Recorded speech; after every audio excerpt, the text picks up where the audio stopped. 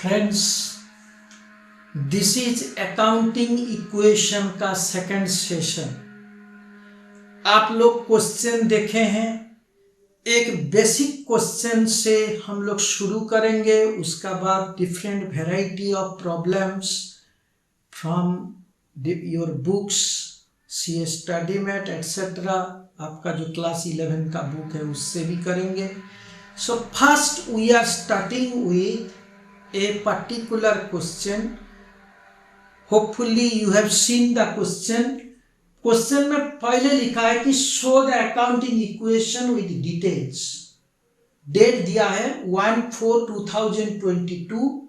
Started business with cash ₹1 lakh. So this is, let us say, equal sign. This is your asset side, this is your liability side. This is asset, this is your liability.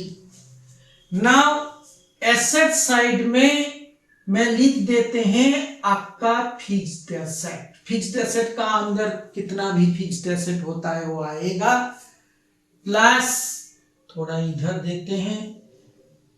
उसका बाद मेरा current asset आएगा। Current asset का अंदर आपका stock, debtor, ये सब आता है।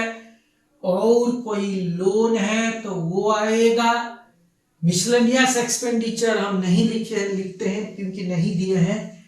और इधर आपका कैपिटल आएगा। रिजर्व तो नहीं है तो लोन आएगा, secure loan, unsecure loan, current liability आएगा। This is your accounting equation. And this accounting equation जो आप देखते हैं, this is your asset equal to, समझने के लिए मैं लिख देते हैं, asset equal to capital plus liability. ये सारा चीज लायबिलिटी में आता है। सो कैपिटल प्लस लायबिलिटी, ये सारा चीज लायबिलिटी में आता है। एसेट, ये सारा चीज आपका एसेट में आते हैं। सो पहले दे देते हैं वो एक नंबर, 1/4 में है, 1/4 में ट्रांजैक्शन है। आप सीरियल नंबर दे के करना है, इधर डेट देना जरूरी नहीं। 1 फर्स्ट क्या है ना, स्टार्टेड बिजनेस विथ कैश। अगर मैं बिजनेस स्टार्ट करते हैं तो प्रोप्राइटर, हम लोग जो भी करते हैं अकाउंटिंग इक्वेशन वो बिजनेस का बुक में करते हैं। तो बिजनेस सोचते हैं कि मेरा पास पैसा आया है। कहां से आया है ना, मेरे को जो मालिक है वो पैसा दिया है। मालिक का नाम क्या है ना, कैपिटल, प्यार से बोलते हैं कैपिटल, राइट। सो बिजनेस सोचता है कि मेरा पास कैश आया है। कैश कहां जाते हैं ना, करेंट एसेट का अंदर कैश आ जाता है। So I can write 1 lakh here, क्योंकि बिजनेस में आपका कैश आता है 1 लाख। करेंट एसेट को मैं लिख सकते हैं कैश प्लस डेटर। पहले स्टॉक, सो करेंट एसेट को लिख सकते हैं stock, cash, debtor, right. Fixed asset का अंदर तो बहुत सारा चीज आता है, जब आएगा मैं बोलेंगे। So cash is coming to me, इसलिए मेरा कैश बैलेंस ज्यादा हो गया। मैं खुश हो गई कि पॉकेट में 1 लाख रुपीज है। मैं कौन हूं ना, business. I am business, I am not the owner, business. और बिजनेस सोचते हैं कि मैं किसी से उधार लिए हैं, किससे ना, प्रोप्राइटर से, ओनर से उधार लिए हैं। सो जो उधार लिए हैं उसको बोलेंगे कैपिटल, राइट। बिजनेस ओनर का नाम नहीं लेते हैं, बहुत प्यार से बोलते हैं capital. second part. So if I go to this is the first part, 1 lakh is equal to 1 lakh, equation hold good. Started purchased goods for rupees 30,000 on 3/4/2022. 30,000 का चीज परचेस किया, सामान परचेस किया। जब परचेस करते हैं वो तो नहीं बोला है कि उधार में परचेस किए, जो जिससे परचेस किए उसका नाम भी नहीं दिया है। मान लीजिए कि आप कोई दुकान में गए हैं और दुकान में आपको नाम नहीं पूछा, आप बोले हैं कि मेरे को 100 रुपीज का चीज दे दीजिए, वो सामान दिया, पैसा ले लिया। नाम अगर देता है तो मैं सोचते हैं कि उधार में परचेस करेगा, अगर क्रेडिट बोलेगा तो तब सोचते हैं कि उधार में परचेस करते हैं। अगर ये दोनों नहीं है, नाम भी नहीं दिया है, क्रेडिट भी नहीं बोला है, तब मैं सोचेंगे कि मैं पैसा दे करके सामान परचेस किए। सो पैसा अगर देते हैं तो मेरा कैश जितना था वो 30,000 कम हो जाएगा, क्योंकि मैं पैसा पेमेंट कर दिए। सो -30,000 कैश मेरा गोइंग आउट। और क्या आएगा ना, मेरा जो स्टॉक है वो स्टॉक में मेरा 30,000 प्लस हो जाएगा। 30,000 मेरा स्टॉक में प्लस हो जाएगा, क्योंकि मैं सामान परचेस किए, जो सामान परचेस किए वो मेरा स्टॉक है। This is my stock, this is my cash. My cash is going out, my stock is coming in. Stock आते हैं, I coming in, and my cash is going out, right? So in this case if we make a addition, देखते हैं कि equation satisfy होता है ना नहीं, right? सो stock मेरा 30,000, कैश मेरा 70,000 इक्वल टू 1 लाख। दूसरा कुछ मैं नहीं लिए हैं, अभी तक कुछ भी नहीं लिए हैं, right? Now I am going to the third one. The third one is your purchased goods from Mr. K, 15,000. Friends, ये जो परचेस था वो कैश परचेस था। मेरा पास सामान आते हैं, मैं कैश दे देते हैं। मान लीजिए कि आप दुकान में गए हैं, आपका घर का नजदीक में ग्रोसरी शॉप है, आप गए हैं और उसको बोले हैं कि आप मेरे को 15,000 का चीज दीजिए, मैं 2 दिन का बाद सैलरी मिलेगा, आपको पेमेंट कर देंगे। तो ये आपको पहले पूछेगा कि आपका नाम क्या है, ना मिस्टर के। अगर कैश में परचेस करते हैं तो नाम नहीं पूछेगा। अगर आप क्रेडिट में परचेस करते हैं तो ये बोलेगा आपका नाम क्या है, मैं नाम पर लिख देंगे 15,000, आप बाद में दे दीजिए, राइट? तो जब के से परचेस करते हैं, नाम दिया है, तब में सोचते हैं कि ये उधार से परचेस करते हैं। अगर कोई आदमी उधार से परचेस करते हैं तो उसका बाद स्टॉक आता है, 15,000 का स्टॉक आएगा। और क्या होगा ना, मेरा करंट लायबिलिटी जो क्रेडिटर इधर आएगा, क्रेडिटर मेरा जो क्रेडिटर करंट लायबिलिटी का अंदर ये आपका 15,000 बढ़ेगा, क्योंकि मैं सप्लायर को पेमेंट नहीं किए, उधार में परचेस किए, इसलिए इधर आएगा। ये मेरा लायबिलिटी है, ये मेरा फर्ज है कि मेरे को पैसा देना है फ्यूचर में, इसलिए ये मेरा लायबिलिटी है, राइट? ये सब कुछ नहीं है। 4 नंबर में देखते हैं। 4 नंबर में आपका सोल्ड गुड्स 20,000, ये 15/4/2022 sold goods for 20,000 at a profit of 1,000।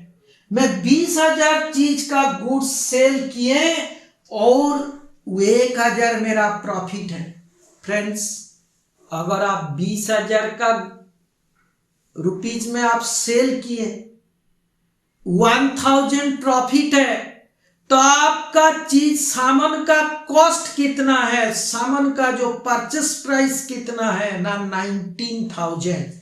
क्योंकि 19,000 में आप परचेस किए थे, 1,000 रुपया आपका प्रॉफिट है, तो आपको कितना सेल प्राइस है ना, 20,000 रुपया आपका सेल प्राइस है। राइट। इसमें आपका पास इधर तो कोई नाम नहीं दिया है कि किसको आप सेल किए, इसका मतलब ये आपका कैश सेल। अगर बोलेगा क्रेडिट सेल, अगर बोलेगा नाम, तो सोचेंगे कि ये क्रेडिट में, ये दोनों कुछ नहीं बोला है तो सोचेंगे कि ये मेरा कैश सेल। जब कैश सेल होता है, आपका पास क्या आते हैं, सोचिए। कैश में सेल करने से आदमी, आप उसको सामान देते हैं, वो आपको पैसा देता है, आप पॉकेट में रखते हैं, this is your cash box. So cash box में पैसा आते हैं, इसलिए कैश विल इंक्रीज।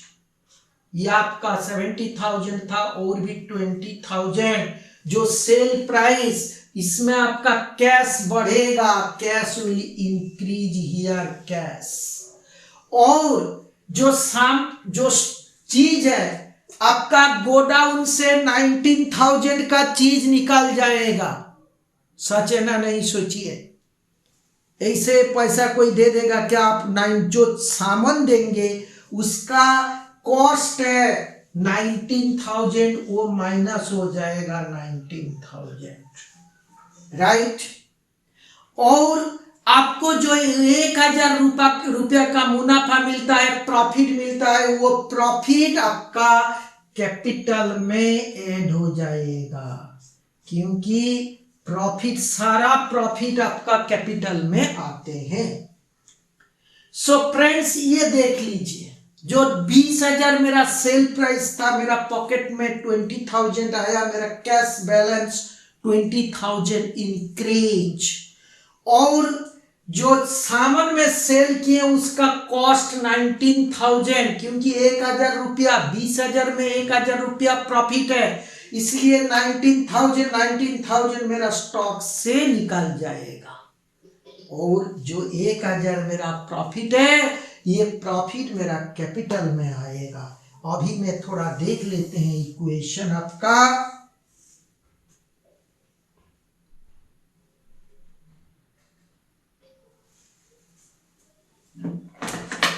यह आपका 30,000 प्लस 15,000 45,000 माइनस 19,000, यह आपका आएगा 26,000 प्लस। और ये आपका कैश में 90,000,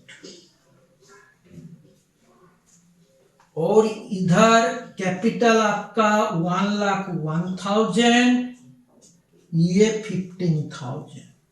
सो फ्रेंड्स, इधर भी आपका 1,16,000, इधर भी आपका 1,16,000। जो अकाउंटिंग इक्वेशन, ये आपका ठीक है। Now sold goods on credit 15,000 में उधार में सेल किए, पैसा नहीं लिए, बाद में पैसा मिलेगा। कितना चीज सेल किए ना, 15,000 का चीज सेल किए, उसका कॉस्ट आपको दे दिया। कॉस्ट कितना? कॉस्टिंग 14,500। उसका मतलब जिसका दाम, जिसका कॉस्ट आपका 14,500, में उसको सेल करते हैं 15,000, तो 500 रुपया मेरा प्रॉफिट है। सो 500 मेरा प्रॉफिट, पैसा तो नहीं मिला है इसलिए कैश में कुछ नहीं आएगा। जो डेटर है वो डेटर आपका 15,000 रुपया बढ़ेगा क्योंकि कस्टमर, इसको मैं इधर लिखते हैं, एग्जाम में मत लिखिए, वो लाइन खींच के हम लोग करेंगे बाद में।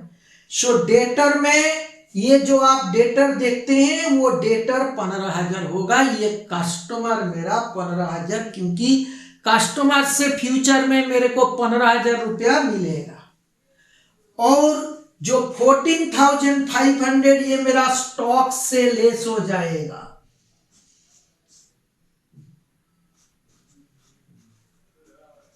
क्योंकि जो चीज में सेल किए उसका दाम है आपका 15,000 रुपया, 14,500। जो 500 रुपीज मेरा प्रॉफिट हुआ वो प्रॉफिट मेरा कैपिटल में ऐड हो जाएगा, राइट।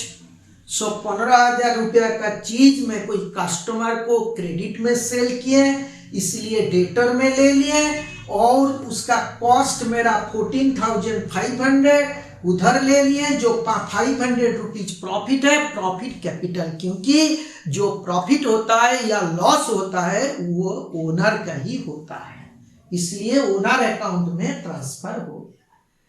और taken for personal consumption 500 rupees of goods, जो ओनर है वो 500 रुपया का सामान घर में कंजम्पशन करने के लिए ले लिए। मान लीजिए कि आपका एक ग्रोसरी शॉप है और ग्रोसरी शॉप में आप कुछ सामान घर के लिए ले लिए 500 रुपीज का, तब आपका कैपिटल पहले सोच लीजिए कि कैपिटल घटेगा, कैपिटल विल रिड्यूस। सो कितना रिड्यूस होगा कैपिटल, ये आपका 5 हो गया। 6 नंबर में आपका कैपिटल माइनस हो जाएगा 500 रुपीज। और जब कोई प्रोप्राइटर माल लेते हैं तो ये प्रॉफिट में नहीं लेगा, वो कॉस्ट में लेते हैं, तो आपका स्टॉक से 500 रुपीज माइनस हो जाएगा। आपका ग्रोसरी शॉप से 2 केजी दाल 3 केजी चावल 500 रुपीज का वो माइनस हो जाएगा, वो घटेगा। सो स्टॉक विल रिड्यूस बाय 500, मेरा स्टॉक कम हो जाएगा 500। इसमें कोई कैश का नहीं है, कोई डेटर भी नहीं है, ये हो गया। अब मैं 7 नंबर में आते हैं। 7 नंबर में परचेज ए फर्नीचर फॉर 5,000। एक फर्नीचर परचेज जब करेंगे, फर्नीचर आपका फिक्स्ड एसेट में आते हैं, plant, machinery, land, building, vehicles, furniture, animals, ये सारा चीज आपका फिक्स्ड एसेट में आते हैं। सो फिक्स्ड एसेट में लिख दिए आपका 5,000 रुपया, राइट। और जो देखते हैं ये उधर नहीं बोला है कि मैं उधार में परचेस की, इट्स उधार नहीं बोला है तो मैं कैश दे करके 5,000 रुपया का फर्नीचर परचेस किए। So my cash will reduce by 5,000। वो जो कैश था ये मेरा कम हो जाएगा, 5,000 का कैश निकल जाएगा।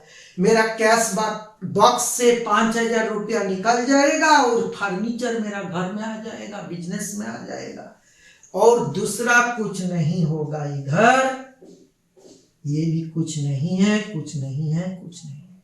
नाउ फ्रेंड्स, मैं उसको ऐड करके दिखेंगे कि ये टाली होता है ना नहीं है। ये मेरा फिक्स्ड एसेट में 5,000 और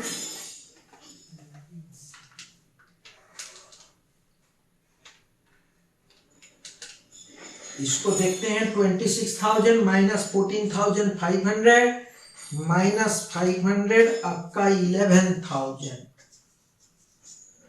ये आपका 85,000। 90,000 माइनस 5,000 ये आपका 85,000 ये 15,000, ये आपका टोटल होता है।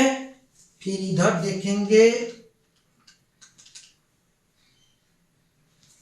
1,01,000, कुछ नहीं है, ये 15,000 रुपया।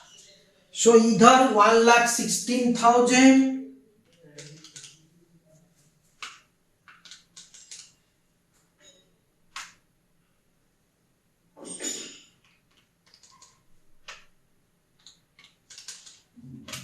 ये भी आपका 1,16,000, इधर भी आपका 1,16,000,